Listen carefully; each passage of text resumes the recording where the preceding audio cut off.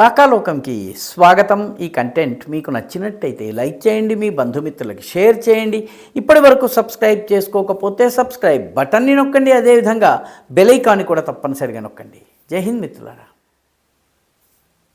ప్రధానమంత్రి Narendra Modi popularity graph పైకే దూసుకుపోతోంది. ఆయన ప్రధాన ప్రత్యర్థి అయినటువంటి రాహుల్ గాంధీ గ్రాఫ్ అట్టడుక్కి వెళుతోంది. రాను రాను బీజేపీ పుంజుకుంటోంది. ఇప్పటికిప్పుడు లోకసభ ఎన్నికలు జరిగితే భారతీయ జనతా పార్టీ సొంత బలం మీద 283 సీట్లు గెలుచుకోవచ్చు. 272 సీట్లు కావాలి. బీజేపీ సొంతంగానే 272 మార్కుని దాటడమే కాకుండా అదనంగా మరొక 11 సీట్లను కూడా గెలుచుకునే అవకాశం ఉంది. ఎన్డీఏ కూటమి అంతా కలిపితే 352 సీట్లు రావచ్చు.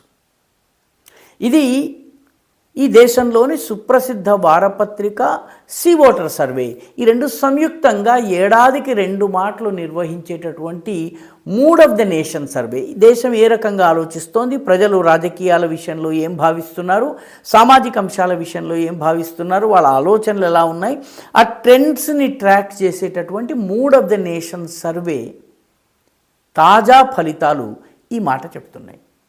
India today mood of the nation సర్వేని సంవత్సరంలో 2 సార్లు నిర్వహిస్తుంది. ఒకటి 8వ నెల అంటే ఆగస్టులో నిర్వహిస్తుంది. రెండవది జనవరి ఫిబ్రవరి మధ్య భాగంలో నిర్వహిస్తుంది. మొత్తం మీద దేశంలో మూడ్ ఎలా ఉంది, ప్రజలు ఎలా ఆలోచిస్తున్నారు, సామాజిక అంశాలపైన, రాజకీయ అంశాలపైన, అధికార పార్టీ విషయంలో, విపక్షాల విషయంలో, విధానాల విషయంలో అసంతృప్తి ఎక్కడుంది, సంతృప్తి ఎక్కడుంది, ఏ విషయంలో ఎవరిది పాపులారిటీ, ఇవన్నీ కూడాను mood of the nation survey తెలియజేస్తుంది. తాజా mood of the nation survey టీవీలో వచ్చింది. ఈసారి వారపత్రిక ఇండియా టుడే వారపత్రికలో కూడా రాబోతోంది. దాని ప్రకారం ఇప్పటికిప్పుడు ఎన్నికలు జరిగే అవకాశం లేదు, కానీ ఇప్పటికిప్పుడు ఎన్నికలు జరిగే పరిస్థితి ఉంటే ఎన్డీఏ కూటమి 352 సీట్లను గెలుచుకుంటుంది. బీజేపీ 283 సీట్లు సొంత బలం మీద గెలుచుకుంటుందంటే మిత్రపక్షాల సాయం లేకుండానే ప్రభుత్వము ఏర్పాటు చేయగలిగే స్థితిలో ఉంటుంది. ప్రధాన విపక్షమైనటువంటి కాంగ్రెస్ పరిస్థితి ఏంటి? ఆగస్టులో mood of the nation survey నిర్వహించినప్పుడు కాంగ్రెస్ పార్టీ 97 సీట్లు గెలుచుకుంటుందని చెప్పారు. ఇప్పుడు తాజా mood of the nation survey ప్రకారము కాంగ్రెస్ పార్టీ 80 సీట్లు మాత్రమే గెలుచుకుంటుంది. అంటే 17 సీట్లు తగ్గినాయి. భారతీయ జనతా పార్టీకి మెజారిటీ కన్నా అదనంగా 11 సీట్లు వచ్చినట్లయితే కాంగ్రెస్ పార్టీకి గతంలో మూడ్ ఆఫ్ ద నేషన్ ప్రకారం చెప్పినటువంటి ఫిగర్ కన్నా కూడాను 17 సీట్లు తగ్గుతున్నాయి. ఈ మూడ్ ఆఫ్ ద నేషన్ ప్రకారము రెండవ ముఖ్యమైనటువంటి పాయింటర్ గతంలో కూడాను గత మూడ్ ఆఫ్ ద నేషన్ సర్వేలో కూడాను ఇదే విషయం బయటపడింది. Bharatiya Janata party vote share 41% ఉంటుంది. దీనిలో సరిగ్గా సగము అంటే కాంగ్రెస్ పార్టీ 20% మాత్రమే ఉంది. కాబట్టి కాంగ్రెస్ ఓట్ల శాతంలో పెరుగుదల లేదు. భారతీయ జనతా పార్టీ 12 సంవత్సరాలుగా పరిపాలించిన తరువాత 2024 ఎన్నికల్లో 240 సీట్లకు పడిపోయిన తరువాత కూడా పార్టీ యొక్క పాపులారిటీ పెరుగుతోందే తప్ప తగ్గడం లేదు అన్నటువంటిది ఇక్కడ గమనించాల్సినటువంటి విషయము. ఈ సర్వే ప్రకారము ఎన్డీఏ కూటమికి మొత్తం కూటమి కలుపుకున్నట్టయితే 47% ఓట్లు వస్తాయి. బీజేపీ ఓట్ షేర్ 41%, మిత్రపక్షాలన్నింటితో కలిసినట్లయితే 47% వరకు రావచ్చు. ఇండి కూటమికి వచ్చేటటువంటి మొత్తము ఓట్ల శాతము పోయినసారి మూడ్ ఆఫ్ ద నేషన్ సర్వేలో 39% ఉంటే 2% తగ్గి ఇప్పుడు 37% ఉంటుంది అని చెప్పి mood of the nation survey చెప్తోంది.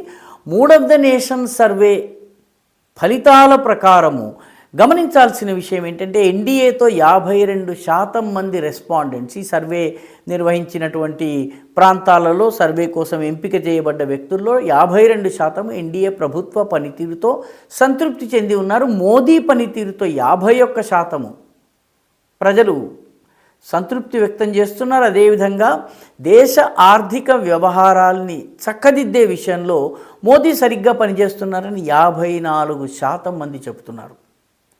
బెస్ట్ పిఎం ఎవరు అన్నప్పుడు మోదీ పేరు వస్తుంది. గత మూడ్ ఆఫ్ ద నేషన్ సర్వేలో 52% ఉన్నట్లయితే ఈసారి 55%. అంటే మోదీ, ఎన్డీఏ, బీజేపీ అన్ని పారామీటర్స్లో పుంజుకుంటున్నాయి. కాంగ్రెస్ పార్టీ ఓట్ల శాతము, కూటమి పరంగా ఓట్ల శాతము, సీట్ల విషయంలోనూ బాగా దెబ్బతింటోంది. ఈ సర్వేలో మరొక 2 ఆసక్తికరమైనటువంటి విషయాలు వెలుగు చూసినాయి. మొట్టమొదటిది 62% మంది అసలు విపక్షాలు బలహీనంగా ఉండడానికి కారణం కాంగ్రెస్ పార్టీ అని చెప్పి కాంగ్రెస్ పార్టీని ప్రత్యక్షంగా విమర్శిస్తున్నారు. ఒక 47% మంది రెస్పాండెంట్స్ మాత్రము బంగ్లాదేశ్లో హిందువుల పైన జరుగుతున్నటువంటి అత్యాచారాల విషయంలో భారత్ దృఢంగా స్పందించాలని కోరుకుంటున్నారు. ఇది చాలా ముఖ్యమైనటువంటి పాయింట్. అంటే ఈ దేశంలోని ప్రజానీకం ఏ రకంగా ఆలోచిస్తున్నారు, హిందువుల పైన పొరుగు దేశంలో అత్యాచారాలు జరిగినా కూడా సహించలేనటువంటి స్థితి వస్తోంది. హిందూ కన్సాలిడేషన్ కానీ, హిందూ ఇంట్రెస్ట్ల గురించి ఆలోచించటం కానీ, ఎక్కడ ఉన్నా హిందువు పట్ల అత్యాచారం జరిగినట్లయితే స్పందించాలన్న భావన కానీ, ధోరణి కానీ పెరుగుతున్నాయి. కాబట్టి హిందూ ఇంట్రెస్ట్ గురించి మాట్లాడేటటువంటి వాళ్ళు నానాటికి పెరుగుతున్నారు అనడానికి ఇది ఉదాహరణ. ఆర్ఎస్ఎస్ 100 సంవత్సరాల కార్యక్రమాలు జరుపుకుని దేశవ్యాప్తంగా హిందూ సమ్మేళనాల్ని నిర్వహిస్తున్నటువంటి సమయంలో ఇది వెలువట్టము. ఈ రెండింటికి సంబంధం ఉందా లేదా అన్నది mood of the nation survey చెప్పలేదు, కానీ మనం ఒక కంజెక్చర్ చేసుకోవచ్చు, మనం ఒక ఊహాగానం చేయవచ్చును. ఆర్ఎస్ఎస్ యొక్క శతాబ్ది సంవత్సరంలో హిందూ ఇంట్రెస్ట్ల గురించి మాట్లాడేటటువంటి ప్రజానీకం సంఖ్య పెరుగుతోంది. ఇది ముఖ్యమైనటువంటి విషయము. అయితే మూడ్ ఆఫ్ ద నేషన్ అంటే ఇప్పుడు ఎన్నికలు జరిగితే ఉండే ఫలితం. మళ్ళీ 6 నెలలకో 3 నెలలకో పరిస్థితి మారవచ్చును. రాజకీయాల్లో ఎప్పుడు ఏం జరుగుతుందో చెప్పడం కష్టము. 2024లో బీజేపీని 240 సీట్లకు పరిమితం చేసినటువంటి ఓటర్లు ఆ తరువాత జరిగినటువంటి అసెంబ్లీ ఎన్నికలన్నిట్లోనూ, ముఖ్యంగా ఢిల్లీ, హర్యానా, అదేవిధంగా మహారాష్ట్రలో బీజేపీకి అఖండ విజయాన్ని కట్టబెట్టారు. జార్ఖండ్, జమ్మూ కాశ్మీర్లో బీజేపీకి అధికారం ఇవ్వకపోయినా ఓట్ల శాతం పెంచారు, గణనీయమైనటువంటి ఓట్ల శాతం పెంచారు. ప్రస్తుతము జరుగుతున్నటువంటి ఎన్నికల్లో కూడాను అస్సాంలో భారతీయ జనతా పార్టీ కూటమి విజయం సాధించే సూచనలు ఉన్నాయి అన్నది ఈ సర్వే చెప్పేటటువంటి విషయము.